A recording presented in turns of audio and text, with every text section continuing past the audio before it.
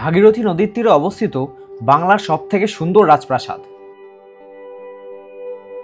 কি রয়েছে এই প্রাসাদের ভিতরে? কে থাকতো এখানে? মির্জাফর এখানে এসে কি ষড়যন্ত্র করেছিল জানেন? ভিডিওতে আরও থাকছে বাংলার প্রথম নবাব মুর্শিদ কুলি খান ও তার মেয়ের এক মর্মান্তিক কাহিনী। কেন তিনি নিজের মেয়েকে জীবন্ত কবর দিয়েছিলেন, আসুন জেনে নিই।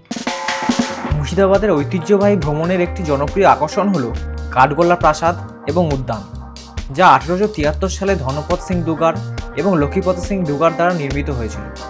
এখন চলে আসলাম মুর্শিদাবাদের কাঠগোলায় অবস্থিত এক বিখ্যাত আর ঐতিহাসিক প্রাসাদ।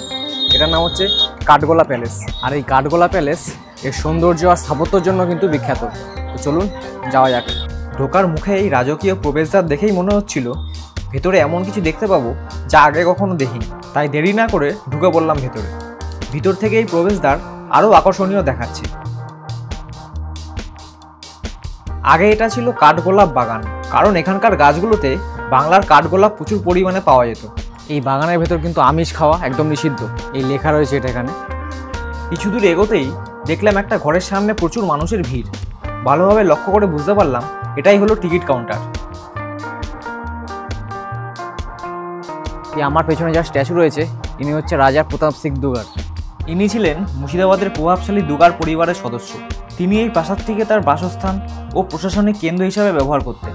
তার সময় এই কাঠগোলা প্যালেস শিল্প, সংস্কৃতি এবং স্থাপত্যের কেন্দ্র হিসাবে বিকশিত হয়েছিল। তাহলে চলুন দেখে আসি এই বিখ্যাত প্রাসাদ।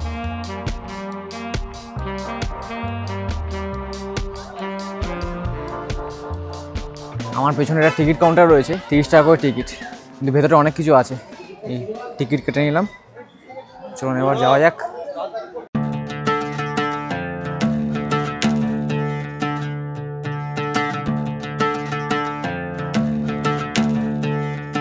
প্রাসাদটি জাঁকজমকে পরিপূর্ণ। এর সামনের দিকে আছে অলংকৃত মূল্যবান চিত্রকর্ম এবং অমূল্য শিল্পকর্ম।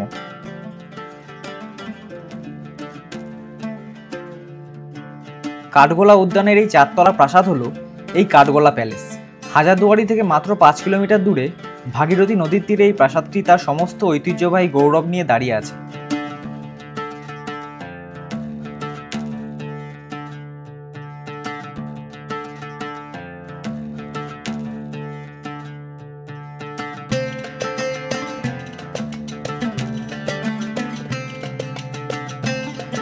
ভেতরে ফটোগ্রাফি বা ভিডিওগ্রাফি অ্যালাউ নেই, তাই আমি কিছু দেখাতে পাচ্ছি না। প্রাসাদের ভিতরে কী কী দেখলাম একবার বলে দিই। এখান থেকে সোজা একটা ঘরে ঢুকলাম, সেখানে ছিল 2টো আলমারি, রাজকীয়, পুরনো কিন্তু রাজকীয় আলমারি একদম। এরপর ডান দিকের ঘরে গিয়ে বুঝতে পারলাম যে আসলে রাজপ্রাসাদ কাকে বলে। রাজাদের সুন্দর সুন্দর চেয়ার টেবিল, 20 ফুট লম্বা বেলজিয়ান কাচের আয়না। তার পাশের ঘরেই ছিল বেডরুম, সেখানে ছিল একটা 4 ফুট উঁচু খাট। তো ওঠার জন্য আবার নিচে সিঁড়ি রাখা রয়েছে। আর খাটের উপরে রয়েছে একটা পাখা, ওটা আবার কাপড়ের পাখা, মানে কেমন দেখতে ওটা না দেখলে বুঝতে পারবেন না। বেডরুমের পাশেই ছিল ডাইনিং রুম। এই ডাইনিং রুমের উপরে রয়েছে কয়েকটা গ্লোব বল, সেই বলগুলো নাকি আগেকার দিনে সিসিটিভির কাজ করতো। আর নিচে রাখা রয়েছে প্রায় 30 ফুট লম্বা ডাইনিং টেবিল, আর তার সঙ্গে 9-9-18টা চেয়ার। বেরিয়ে দেখলাম প্রাসাদের বাইরে সাজানো আছে জমিদারের টি টেবিল ও চেয়ার, সাথে রয়েছে সুসজ্জিত ফুলের বাগান। একেই বলে জমিদার বাড়ি।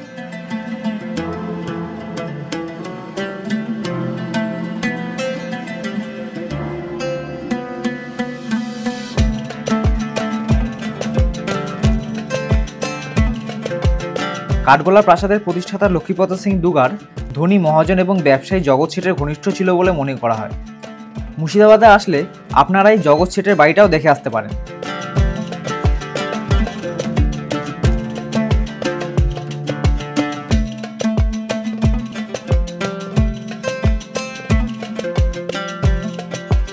কাঠগোলা উদ্যান থেকে বেরোনোর আগে এই জায়গার একটা কাহিনী আপনাদের বলছি, শুনুন।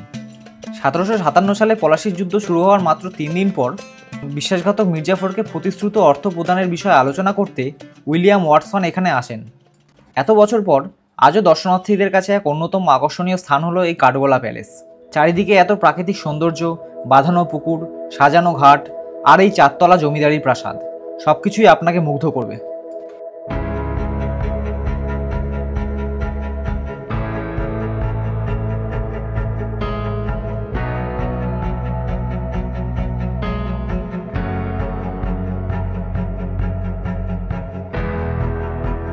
চলুন কাঠগোলা প্যালেস হয়ে গেল ভিজিট। এবার নেক্সট জায়গা টোটোতে করে চলো আবার। মুর্শিদাবাদ ঘুরতে আসলে কিন্তু এই জায়গাটা ভুল করেও না দেখে যাবেন না।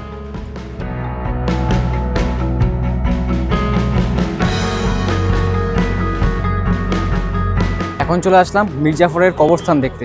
10 টাকার টিকিট কেটে ঢুকে পড়লাম কবরস্থান দেখতে। ঢুকেই দেখলাম লেখা রয়েছে জুতো পায়ে কবরের উপর উঠবেন না। না না, উনি মির্জাফর হলেও এতটা অসম্মান করব না তার কবরকে। সিরাজউদ্দৌলা মির্জাফরকেই প্রধান সেনাপতির দায়িত্ব দিয়েছিলেন পলাশির যুদ্ধে, আর সেই দায়িত্ব অর্পণের মধ্যে দিয়েই মূলত পলাশির যুদ্ধের ফলাফল নির্ধারিত হয়ে যায়।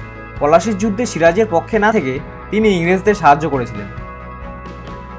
সিরাজউদ্দৌলাকে সরিয়ে নবাব হওয়ার পর ইংরেজদের অবিরত অর্থের দাবি মেটাতে না পারার জন্য তাকে সিংহাসনচ্যুত হতে হয়েছিল।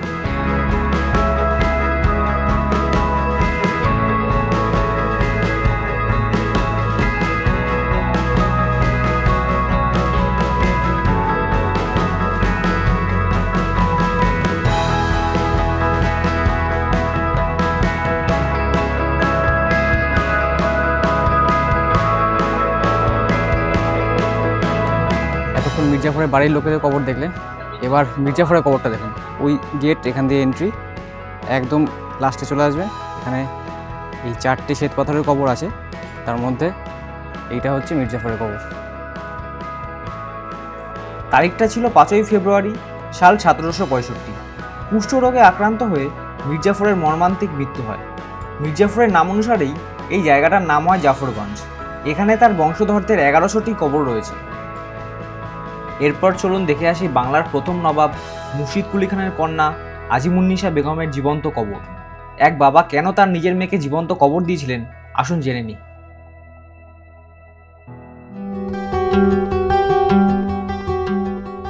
আপনি হয়তো ভাবছেন নবাব অনেক নৃশংস ছিলেন, আর তাই জন্যই তিনি এটা করতে পেরেছিলেন। কিন্তু আসল কারণটা জানলে আপনিও চমকে যাবেন। জানা যায় কঠিন রোগে আক্রান্ত ছিলেন আজিমুন্নিসা। কবিরাজ তাকে রোজ একটা মানব শিশুর কলিজা বা লিভার থেকে ওষুধ তৈরি করে খাওয়াতেন। এরপর রোগ সেরে গেলেও নবাব কন্যা মানব শিশুর কলিজায় নেশাগ্রস্ত হয়ে পড়েন। তিনি শিশুদেরকে মেরে তাদের লিভার বের করে খেতে শুরু করেন। এই ঘটনা মুর্শিদ কুলি খাঁ অর্থাৎ তার বাবা জানতে পেরে নিজের মেয়েকে জীবন্ত কবর দেওয়ার নির্দেশ দেন। 1730 সালে আজিমুন্নিসাকে মুর্শিদাবাদের মহিমাপুরে জীবন্ত সমাধি দেওয়া হয়। নবাব মুর্শিদ কুলি খানের মতো তার মেয়ে আজিমুন্নিসার সমাধিও প্রবেশ সোপানের তলদেশে সমাহিত। সিঁড়ির নিচে সমাধি হলেও সেখানে আছে প্রশস্ত কক্ষ। ওই কক্ষেই রয়েছে আজিমুন্নিসার সমাধি, আর তার উপরে আছে এই সাজানো বাগান। কথিত আছে সাধারণ মানুষের পদধূলিতে তার শিশু হত্যার পাপ মোচনের জন্য মসজিদে ওঠার নিচে তাকে জীবন্ত সমাহিত করা হয়।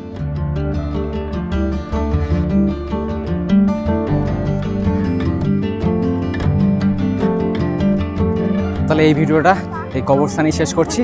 কমেন্ট করে জানাও কেমন লাগলো। ভালো লাগলে কিন্তু একটা লাইক করে দিও, আর সঙ্গে সাবস্ক্রাইব করে বেল আইকনটা ক্লিক করে দিও। খুব তাড়াতাড়ি এরকম আরও ভিডিও নিয়ে ফিরবো আমি। আজকের এই 3টে ঐতিহাসিক জায়গা তোমাদের কেমন লাগলো একটু কমেন্ট করে জানিও।